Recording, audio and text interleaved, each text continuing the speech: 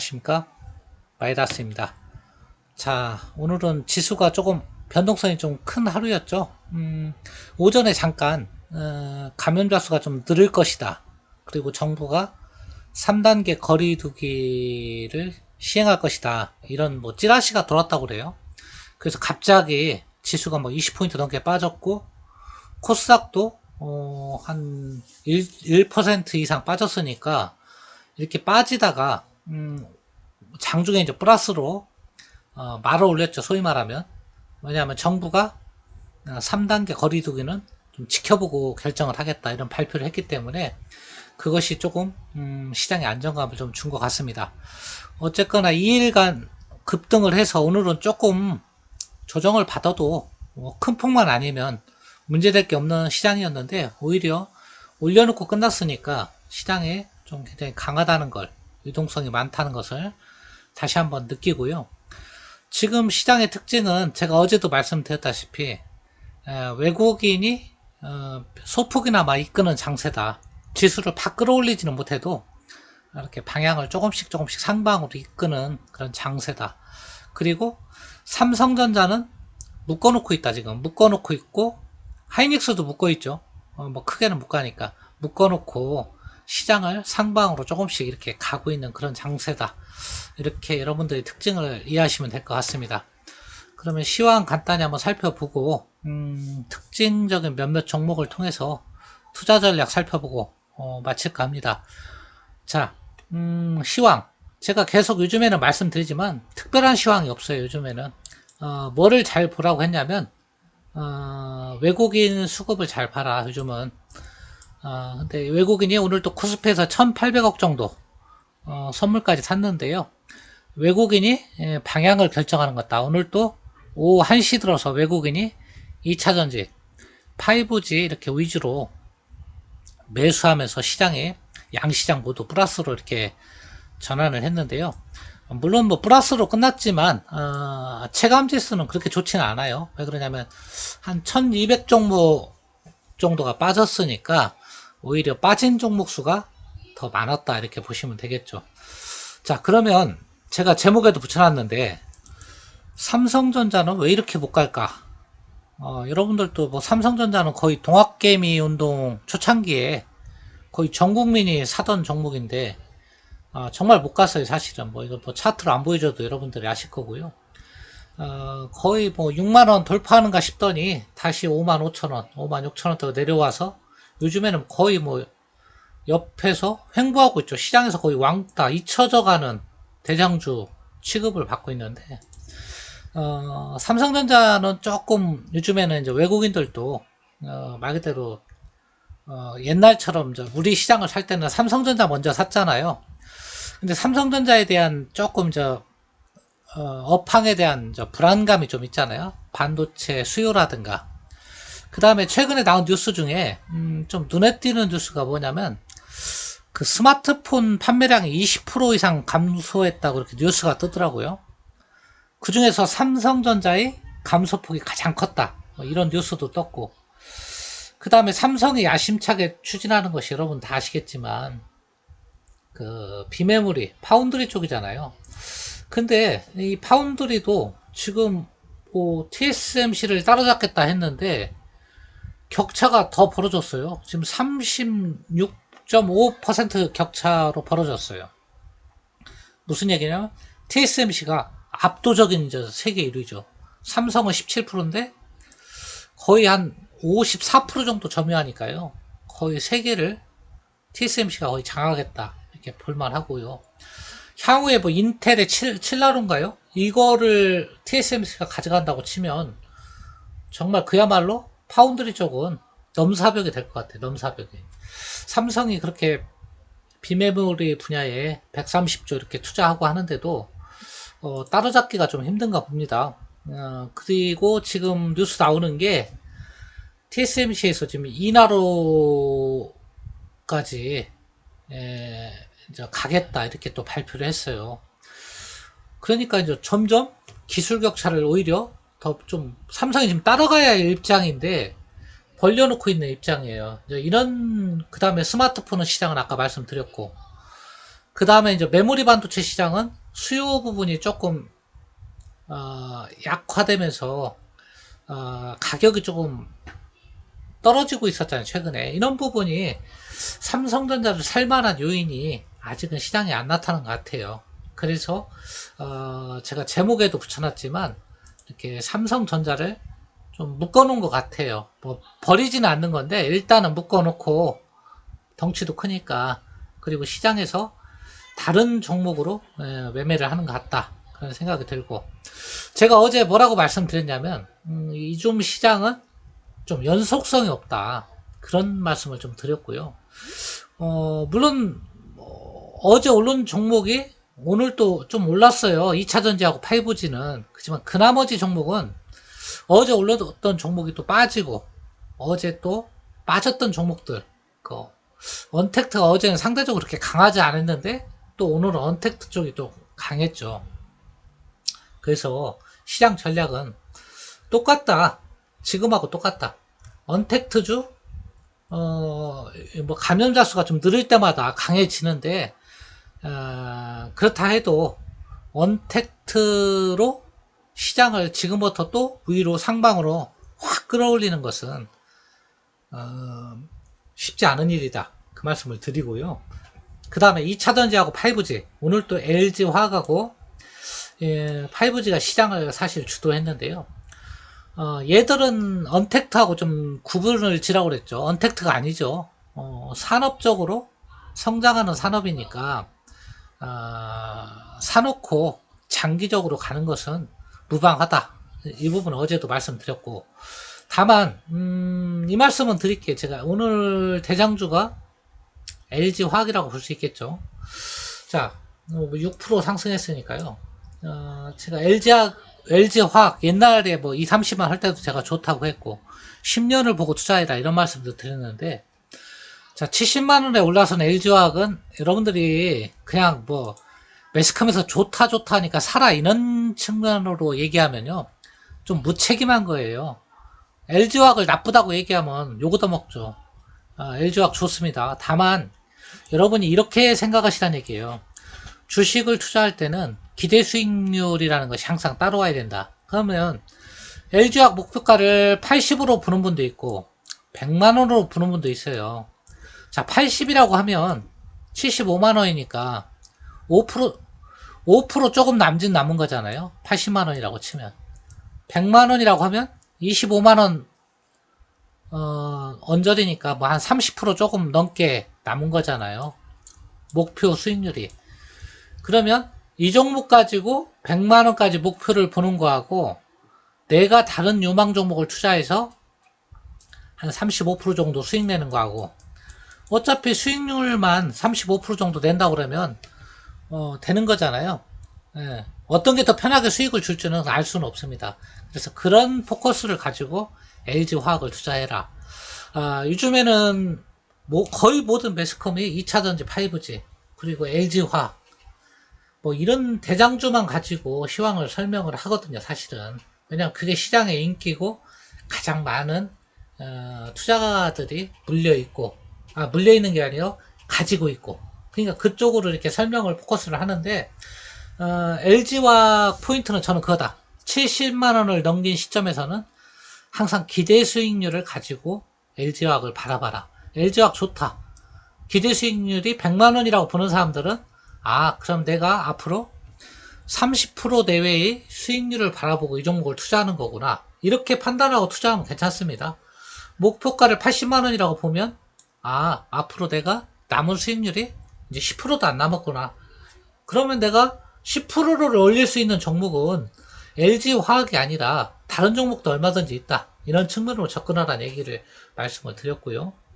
오늘은 LG화학이 이렇게 강세를 보였던 것이 CATL하고도 관련이 있다고 그래요. 저는 뉴스를 못 봤는데 뭐 CATL 배터리가 들어간 전기차가 화재가 났다, 그런 뉴스가 있었는가 봐요. 그래서 상승을 한 것 같고요.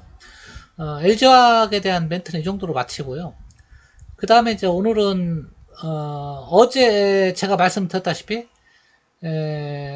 네이버나 카카오 이런 종목도 말씀을 드렸는데 새로운 모멘텀이 없으면 이런 종목들도 기대 수익률 차원에서 접근을 하라 그런 말씀을 드렸잖아요.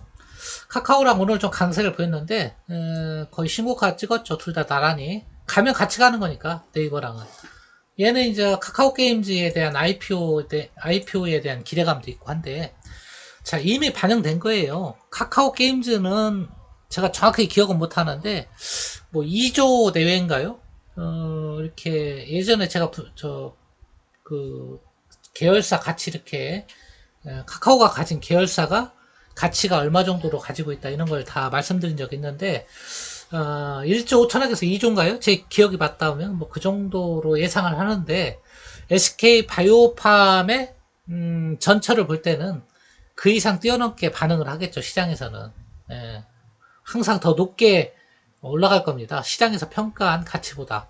이제 그런 부분이 좀 반영이 돼 있다. 마찬가지로 카카오도 기대 수익률을 가지고 접근해라. 50만원 보는 분은, 자, 지금 40만원이라고 치면 한 25% 기대 수익률이다. 이렇게 보겠죠. 그 다음에, 뭐, 이 종목을 100만원이다 그러면 앞으로도 뭐 300%가 남았으니까 당연히 투자해야 되겠죠. 근데 이런 근거 없이 100만원 간다. 근거 없이 50만원 간다. 이런 주장은 사실 시장에서 의미 없거든요. 무조건 카카오 네이버는 무조건 좋다. 시장이 좋다. 이런 거는 안 맞아요. 얘네가 가지고 있는 카카오 뱅크나 카카오 뭐 웹툰이든 뭐 카카오 카카오톡이든 이 카카오 게임즈든 가지고 있는 계열사 가치를 성장성까지 다 통합해봐서 적정 가치를 산출하는 건데 사실 어렵다고 했죠. 제가 예전에 산출했을 때는 사실은 그 가격을 훨씬 넘어섰어요. 사실은 시장에서 평가하는 것은. 그래서 제가 카카오를 평가할 수는 없어요. 저는 사실은 30만원까지 못 받거든요. 그 당시에 실패한 거죠. 그러니까 그 당시 평가한 것은 카카오가 얼마 정도 나왔는지를 모르는데 한 30조 내외 정도로 아마 나왔을 거예요. 계열사 가치를 충분히 퍼 한 40배 정도 이렇게 해가지고 평가해 줬을 때. 자, 그렇다고 보면 이런 종목도 기대 수익률 개념으로 접근해서 가야지. 앞으로 시장은 밑도 끝도 없이 네이버 카카오가 대세다 이런 전문가들도 많아요. 사실은 그런 거는 옳지 않다. 얘네가 가진 플랫폼 가치, 자회사 가치 이런 것이 미래 수익을 얼마 정도 갖다 줄 건지 그런 것을 면밀히 분석해서 앞으로 남은 기대 수익률이 얼마냐 이런 걸 보고 투자하는 게 맞다. 그래서 이걸 50만원이라고 보는 사람은 얼마입니까? 일례로 제가 간단히 보여드리면 한 25% 정도 기대 수익률이 있는데 그렇다고 보면 이 종목보다 좋은 종목을 찾을 수도 있다. 이렇게 말씀을 드리는 거예요. 아니다. 나는 이게 훨씬 수익 내기 편하다 그러면 카카오나 네이버로 가도 좋다. 이 말씀을 드리고요. 그 다음에 자동차 관련주는 오늘 좀 쉬어갔죠. 오늘 뭐 거의 올라오기는 올랐어요. 강해요. 오늘 같은 날 쉬어가는 날인데도 강하더라고요. 뭐 현대차가 쉬어가니까 뭐 만도나 뭐 모비스나 뭐 현대위아나 이런 관련주들 다 쉬어갈 텐데요. 쉬어가더라도 시장보다 강하게 쉬어간다. 아직 주도주를 놓지 않았다는 거예요. 그리고 테슬라가 거품을 보이면서 이렇게 2,000달러 넘었잖아요. 그러면서 돋보이기 시작한 게 현대차예요, 사실은. 자, 제가 여러 번 말씀드리잖아요. 미국 주식에서 최고의 거품은 테슬라라고 했죠. 이렇게 얘기하면 또 테슬라를 왜 전기차로 보느냐, 자율주행이나 이런 4차 산업으로 안 보고 현재로 보는 겁니다. 저는 미래까지는 못 보고 뭐 자율주행이 어떻게 미래에 바뀔지는 모르지만 현재로 봤을 땐 전기차잖아요. 그렇게 했을 때는 터무니없는 고평가라는 얘기죠. 테슬라가 그렇게 고평가 되니까 상대적으로 얘가 빛나는 보석처럼 보이는 거예요. 테슬라만큼 기술력도 가지고 있고 실적도 내고 내연기관차에서 앞으로 10년간은 또 해먹을 수도 있는데 거기다 전기차, 수소차 기술력까지 가지고 있는데 얘는 왜 이렇게 싸냐 이게 이제 부각된 겁니다. 그래서 이런 부분은 아까 네이버 카카오하고는 또 틀린 얘기예요. 네이버 카카오, LG화 뭐 이런 부분은 기대 수익률로 접근하라고 했는데 현대차나 이런 쪽은 기대 수익률도 기대 수익률이지만 저평가라든가 지배구조 개편 쪽으로도 접근해도 된다. 그러니까 조금 더 유리한 섹터를 고르라 그러면 저는 이런 쪽이 더 유리하다고 봐요. 장기적으로 봤을 때는 아까 말씀드린 그 다음에 이제 시장에 이제 백신이나 이런 뭐 제가 항상 말씀드리는 이 제약바이오는 제가 뭐라고 말씀은 못 드린다. 경고만 해드리는 거예요. 자신 있는 부분만 해라. 뭐 내가 그 기업을 잘 알고 그 기업이 파이프라인을 정말 잘 알고 그 다음 임상 3상 이상이 들어갔을 때 성공할 확률이 굉장히 있고 이런 부분을 간파할 능력이 되거나 아니면 기술적 매매를 아주 잘해서 거래량을 보고 세력이 빠져나가는 걸 보고 내가 빠져나올 수 있는 능력이 된다. 그런 사람들만 이런 종목을 좀 건드려라. 그런 말씀을 좀 드렸잖아요. 그냥 그런 게 참고를 하시면 되겠고요. 그 다음에 어제 말씀드렸던 언택트 관련주들 오늘 많이 상승을 했잖아요. 결제주도 상승을 했고 오늘 보니까 언택트만 좀 살펴볼까요? 이런 게 언택트죠. 2차전 LG화학은 했고요. 이 제약바이오는 이미 했고 그 다음에 뭐 언택트가 그렇게 뭐 크게 눈에 띄는 것도 없네요. 많이 오른 종목에 언택트는 단기적으로 봐야 돼요. 왜냐하면 지금 계속 반복되는 얘기지만 언택트로 시장을 끌어올리면 시장이 강세장이 아니에요. 약세장에서 그들 종목만 가는 거지.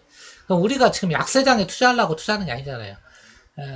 뭐 2,000, 3,000, 2,500, 3,000 이 강세장 유동성에 의한 강세장 갈 걸로 보고 투자하기 때문에 그렇게 보면 코로나가 어느 정도 이제 시장에서는 좀 잠잠해진다는 것을 가정해놓고 투자해야지 10월, 9월, 11월에도 코로나가 계속 발목을 잡을 거다 생각하면 시장에 투자할 필요 없죠. 지금 정도의 차익 실현하고 쉬는 게 좋지 뭘 하고 이 고생합니까. 그래서 시장을 바라보는 시각의 문제인데요. 앞으로까지 코로나가 계속 속썩인다고 생각한다. 내가 10월, 11월 뭐 그차 2차 유행도 있다. 하지만 그것이 문제가 안 될 거다. 3월달처럼 그런 사람들은 이제 언택트보다는 경기 민감이나 저평가주를 투자하는 게 좋고요. 10월, 11월에 2차 대유행이 오면 그때 또다시 마스크, 진단키트 이런 종목들이 시장을 완전히 장악할 것이다. 그리고 3월같이 온통 코로나가 시장의 모든 이슈를 빨아들일 것이다 생각하시는 분들은 언택트를 투자하는 게 맞아요. 언택트를. 그것은 누가 맞다 틀리다가 아니고 관점의 문제예요. 근데 한 가지는 분명해요. 강세장을 바라보고 지수를 3천까지 쭉 바라보는 분이라면 언택트 이런 종목보다는 다른 섹터를 보는 게 좋겠다. 그런 생각을 좀 합니다. 자, 얘기가 좀 길어졌는데요. 오늘은 뭐 시장에 대해서 이 정도만 하고 마칠까 합니다.